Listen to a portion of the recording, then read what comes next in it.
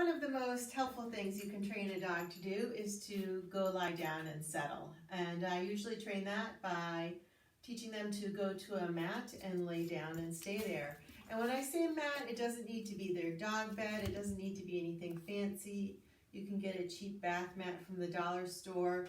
I give all my students in group classes and private clients one of these little towels because once the dog learns to settle on it, you can fold it up, stick it in your pocket, and take it to the vet and have them settle in the waiting room or in the exam room. Or anywhere you're going. For service dogs, it's really helpful to have them learn that their default behavior anytime that they are working is to just lay down and relax, because that's a big part of a service dog's job. Maisie here is in training as a service dog. But it's really helpful for pet dogs too. There's so many things that a dog can't be doing when they're laying on a mat. They can't be barking out the window. They can't be stealing food off the table. They can't be pestering your cat or your kids or your other dog. So it's just a really helpful, calm behavior. They can't be rushing to the door and jumping on people when they come in the door.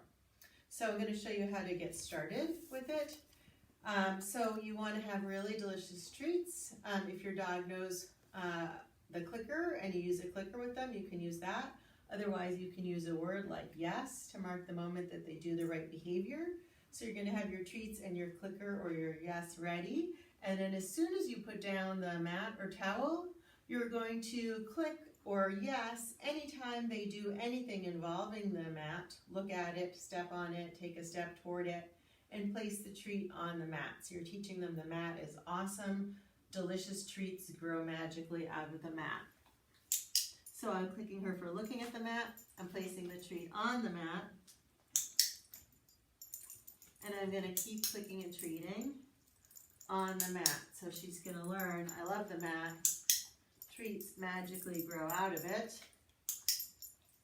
And I'm going to do that a bunch of times. As you can see, it doesn't matter if she can fit all the way on the mat. Maisie is a big dog. It's a small towel. It doesn't matter. The mat just becomes a cue that you can bring with you anywhere. She's got a release cue, which is at ease, so I'm going to say that. At ease, find it, toss the treat off to reset her. When she comes back, if she steps on the mat, looks at it, sniffs it, one paw on, two paws on, I'm going to click and treat for anything to do with the mat. And then I'm going to release her again. At ease, find it. I'm just going to stand here and look at the towel. That's the only information I'm giving her.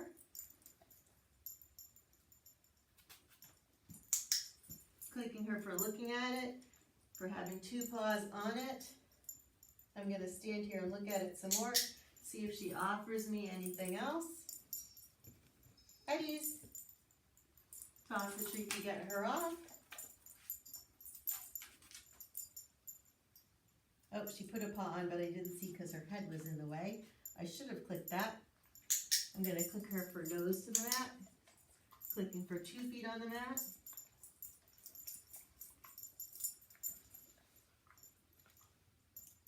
At ease. Right now I'm just building a really positive association with the mat.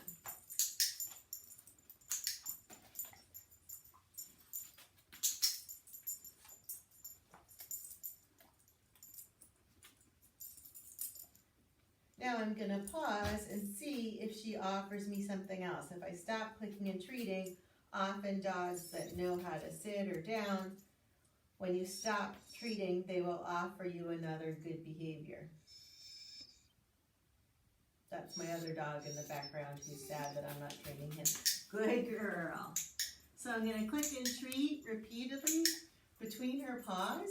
So I'm not telling her to lay down, but I'm making it really easy for her should she decide to do that, because the treats keep going between her paws.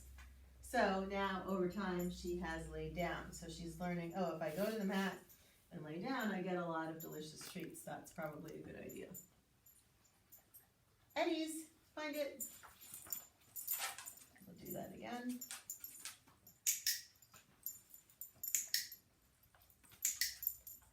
clicking and treating for 1 paw on, 2 paws on, getting further onto the mat. Now I'm going to wait and see if she decides to offer me something a little more relaxed. A sit is more relaxed than a stand. A down is more relaxed than a sit.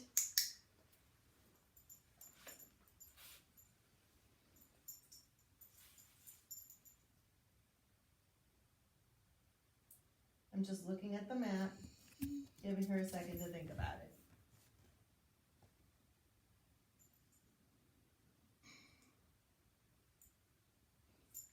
Clicking for lowering the head, which is more relaxed than having the head up.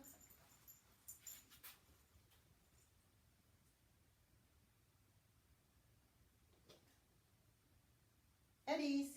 Sometimes they get stuck. Then you just want to toss the treat and reset them so you can start again.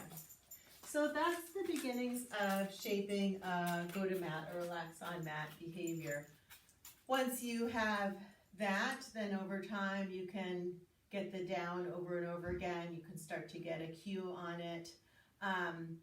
This is a behavior that we do in all of our classes pretty much, and in a lot of the private lessons, it's one of my favorite and most useful behaviors. So I hope this was helpful and happy training.